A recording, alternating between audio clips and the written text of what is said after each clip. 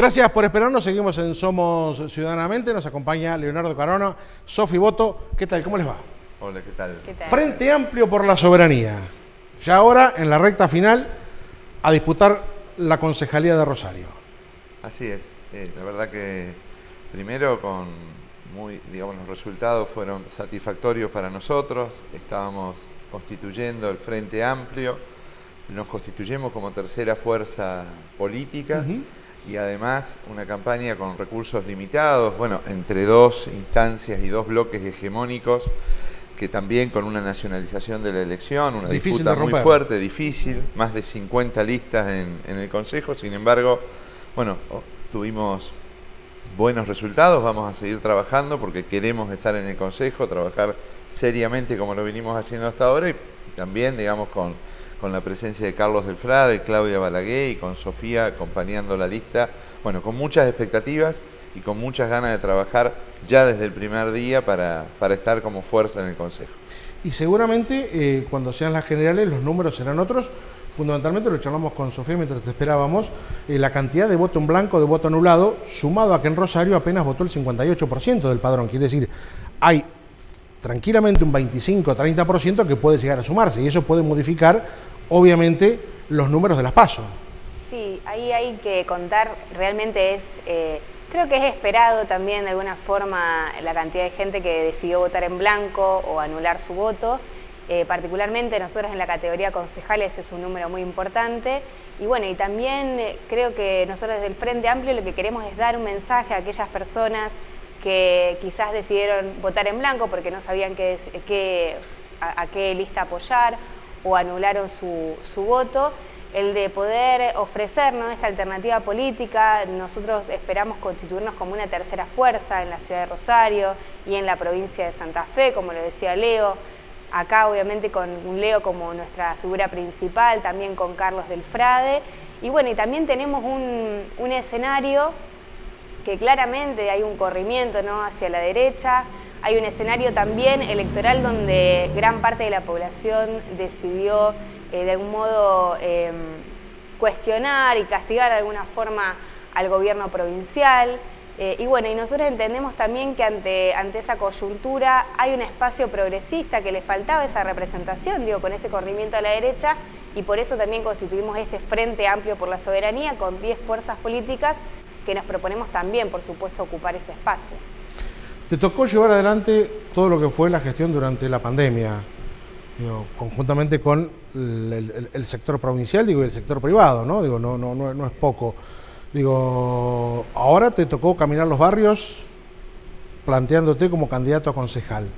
Hay un divorcio entre la sociedad y la política. ¿Cómo se hace para empezar a suturar ese divorcio, esa ruptura que hay y volver a enamorar y decir se pueden hacer las cosas mejor, se pueden hacer de otra manera? Sí, yo creo que fundamentalmente ese divorcio está con los políticos, porque la verdad que cuando recorremos el barrio, lo hemos hecho en cada uno de los lugares de la ciudad, hemos estado en Empalme, Rivarola, paseos comerciales, pero también volver al barrio a partir de la presencia de los centros de salud. La gente reconoce la salud pública como política pública, es decir, también cuando se reconoce el trabajo en situaciones críticas que tuvo la ciudad, yo creo que hubo esa combinación en el voto de ese reconocimiento. Y para mí para nosotros, el camino es el diálogo en forma permanente. Hay una concepción del Estado almacén, o lo que yo digo de la política almacén, que vamos a hablar cuando tenemos algo para dar, no cuando no lo tenemos. Y la verdad que eso, lleva también que se recorra una semana antes de las elecciones, dando promesas. Eso es un enojo que se percibe en la población. Yo creo en los vínculos estables, como en la clínica, es decir, ¿quién te conoce más? Cuando hay clínica estable y hay un vínculo sostenido con un médico de referencia, allí uno genera confianza y una construcción. Cuando esto se da una vez cada 4 años, en procesos electorales, o cuando solo hay un conflicto, las situaciones de distancia y de divorcio, que es un poco a lo que te referías.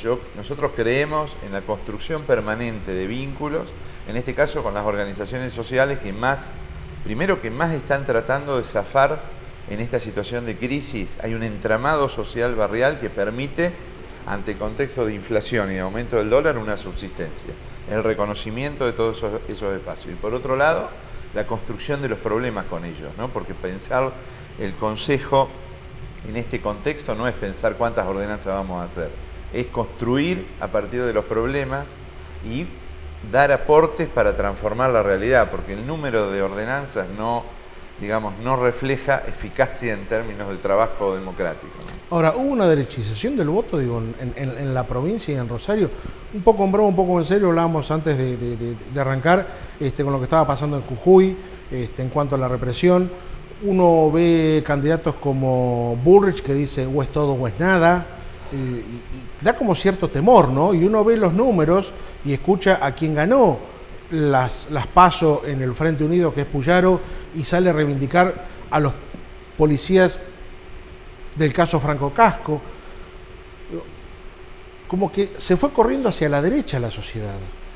Sí, bueno, la verdad que lo venimos hablando, se va viendo también en el mundo la alternancia con posiciones que se corren cada vez más, que aparecen, bueno, respuestas simples, respuestas únicas, totalizadoras ante problemas complejos. Entonces, la violencia, lo que más se escucha es si las pistolas Taser o la reducción o la edad de imputabilidad de los niños. Yo creo que hay una tendencia a esa sobreactuación de esas posiciones y también de la población o de un sector de la población que solo escucha esto.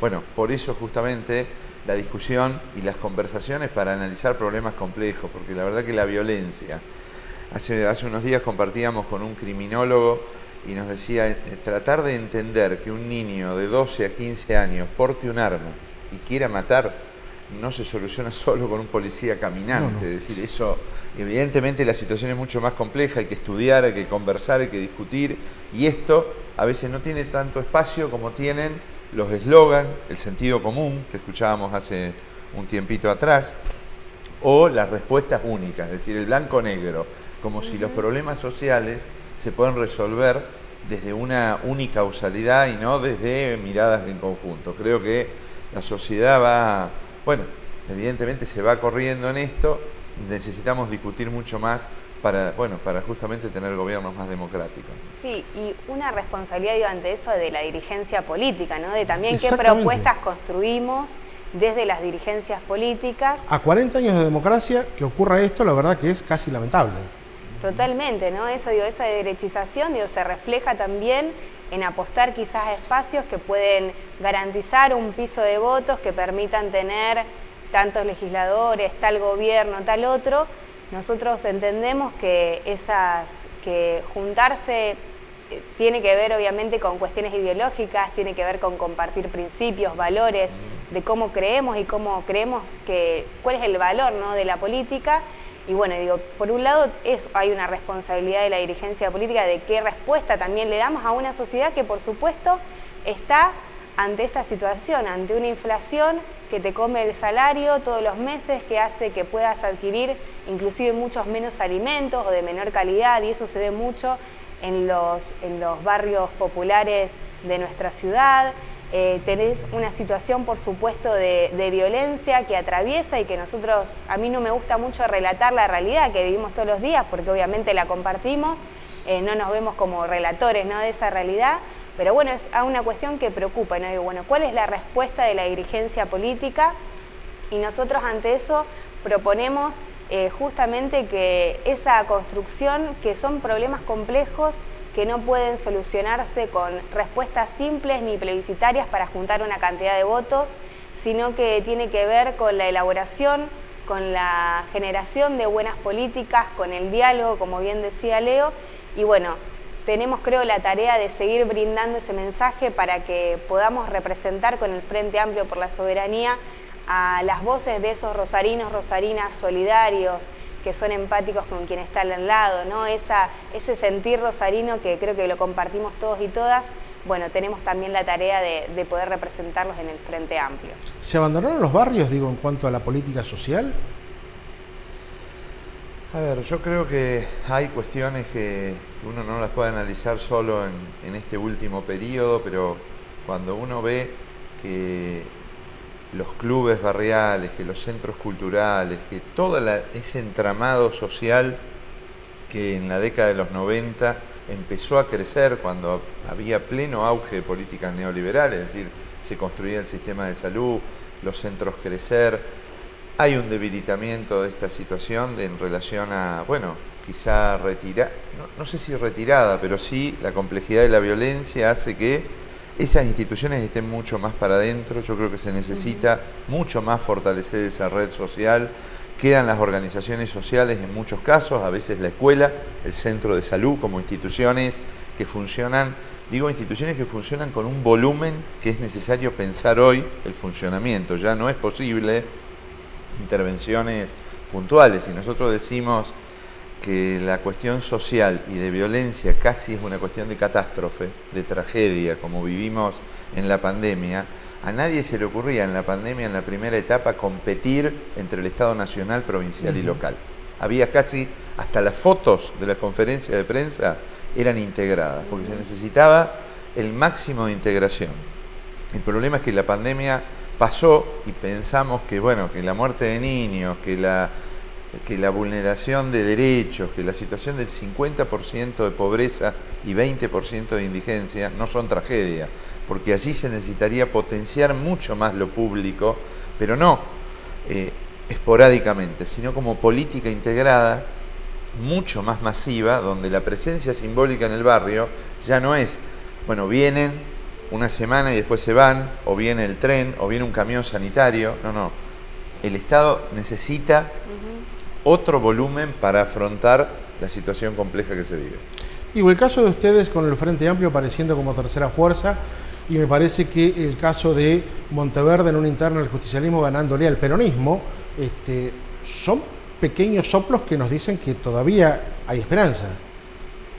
Bueno, hay una situación de un crecimiento de Ciudad Futura, en este caso la verdad que es un movimiento y también una sorpresa, otra de las sorpresas de las encuestas que daban. Aquel video que hiciste con Monteverde tuvo mucho ruido en su momento. Sí, tuvo ruido. Nosotros planteamos en ese momento también que era parte de los diálogos políticos. Yo lo he hablado claramente también con la Intendencia, de la cual formo parte a partir de la construcción del Frente Progresista, pero también poniendo un límite a esa reconfiguración del Frente que es Unidos para Cambiar Santa Fe, y en ese momento también justamente a un acuerdo en la estructura más conservadora quizá del peronismo aquí, de Juan Monteverde, planteando diferencias. Bueno, somos respetuosos de ese proceso, pero también nos constituimos como una tercera fuerza en relación a avanzar en el Consejo, a cuidar los derechos que tenemos. Y ahora a trabajar por las generales. Y ahora a trabajar mucho por las generales. Sí. Muchas gracias por estos minutos. Bueno, gracias a vos, Carlos. Gracias.